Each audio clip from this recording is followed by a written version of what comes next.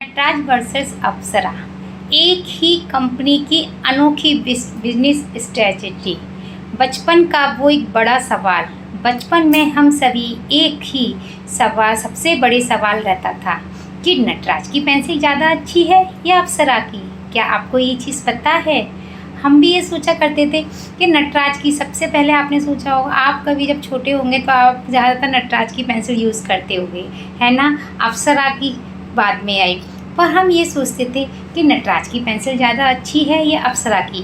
Class में दोस्तों के बीच इसी को लेकर बहस शुरू हो जाती थी, कभी कभी झगड़ा भी शुरू हो जाता था। क्यों होता था ना, कोई कहता था नटराज की ज़्यादा पेंसिल अच्छी है, कोई कहता था नहीं अप्सरा की, क्योंकि अप्सरा डार्क लिखावट का दीवाना था, क्योंकि वो डार्क लिखती थी। लेकिन इस कंपटीशन के पीछे का जो असली सच है उसे जानकर आप हैरान रह जाएंगे, क्योंकि आपको नहीं मालूम नटराज और अप्सरा क्या है। नटराज का सफल और बदलता मार्केट।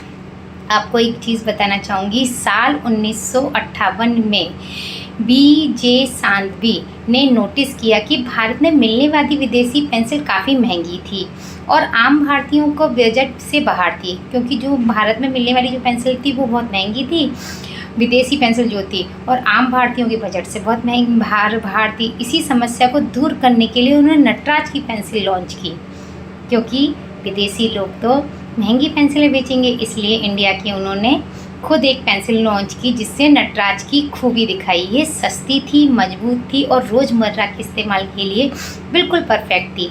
देखते ही देखते नटराज की पेंसिल ने भारत की सबसे ज़्यादा बिकने वाली पेंसिल बन गई।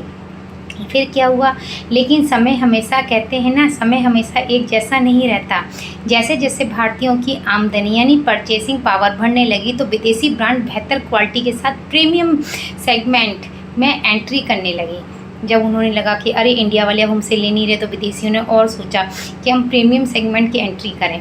अब लोगों को नटराज में भरोसेमंद तो लगती थी, लेकिन एक सस्ता ब्रांड लगने लगी थी।